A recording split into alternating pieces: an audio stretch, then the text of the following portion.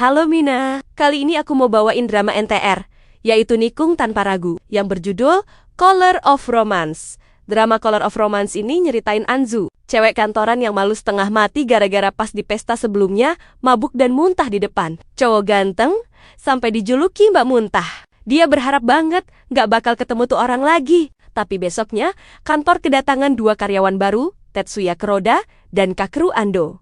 Ternyata Tetsuya adalah cowok yang lihat dia waktu muntah itu.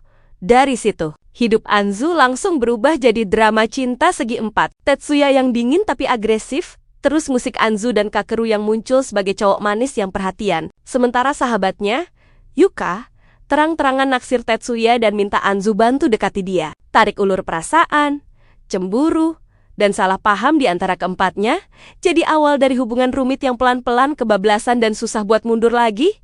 Menarik kan? Daripada penasaran, mari kita langsung eksekusi dramanya.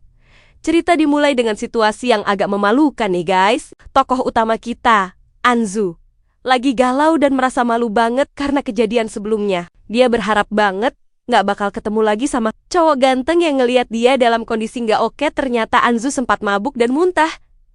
Tapi ya namanya jodoh atau memang lagi apes, ketakutan Anzu kejadian. Di kantor tempat dia kerja, tiba-tiba ada pengumuman penerimaan karyawan baru. Dan coba tebak, siapa yang masuk? Ada dua cowok ganteng bernama Tetsuya Kuroda dan Kakeru Ando. Pas diperkenalkan, si Tetsuya langsung ngenalin Anzu dan manggil dia wanita muntah. Haduh, mau ditaruh di mana muka Anzu? Masalahnya, nggak berhenti di situ. Bos mereka malah nyuruh Anzu buat ngajak dua cowok ganteng ini keliling kantor. Teman-teman kantor Anzu yang lain sih pada heboh kegirangan lihat cowok bening.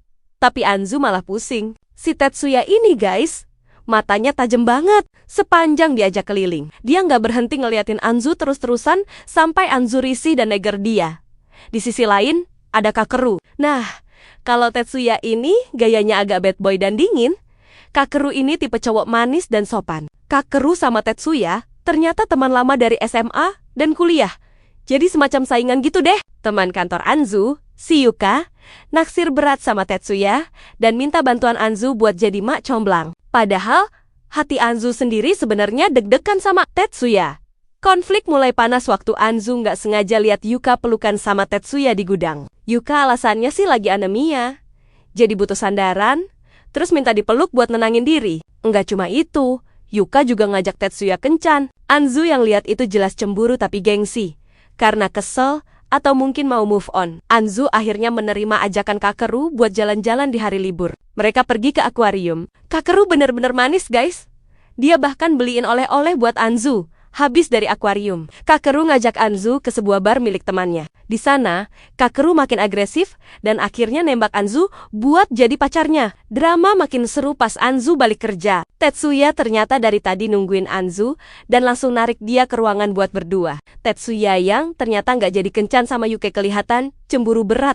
Begitu tahu Anzu habis jalan sama Kakeru, dia mulai nyindir-nyindir, goden Anzu. Sampai tiba-tiba nyium pipinya. Bikin Anzu makin bingung dan gak jelas harus gimana. Anzu yang sebenarnya sama cemburunya gak mau kalah dan ngejelasin kalau dia duluan yang lihat Tetsuya pelukan sama Yuka. Dari situ, Tetsuya neken Anzu buat jujur sama perasaannya sendiri.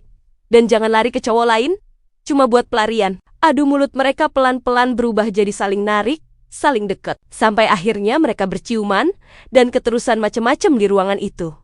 Tanpa mereka sadar, kejadian itu kepergok Yuka dan Kakeru yang lagi lewat. Ngeliat Anzu dan Tetsuya dalam keadaan kayak gitu, Yuka sama Kakeru langsung emosi. Dan konflik di antara mereka berempat pun nggak bisa dihindarin lagi. Kejadian tak terduga, kejadian lagi. Pas Anzu lagi nunggu Yuka buat ngejelasin, tiba-tiba baju Anzu basah kuyup gara-gara kesiram air dari orang yang lewat. Tetsuya yang ngeliat itu langsung panik. Terus tanpa banyak omong narik Anzu dan bawa dia pulang ke apartemennya. Di sana, Tetsuya ngasih bajunya buat dipakai Anzu sementara, sambil nunggu baju Anzu kering. Awalnya suasana canggung, tapi lama-lama jadi aneh sendiri. Sepi, deket, dan tegang. Tetsuya mulai ngegodain Anzu, nggak ngebolehin dia langsung pulang, dan minta Anzu buat fokus natap dia aja. Dari situ, batasan di antara mereka pelan-pelan ngeblur. Dan malam itu akhirnya mereka ke bawah suasana, sampai enak-enak berdua di apartemen Tetsuya. Tapi guys, jangan seneng dulu. Besok paginya, Si Tetsuya malah pergi ninggalin Anzu sendirian di apartemen itu. Anzu jadi bingung dan kesel. Dia merasa kayak dipermainkan perasaannya. Iyalah, gimana nggak kesel abis begituan. Gitu aja ditinggalin kayak nggak ada kejadian apa-apa.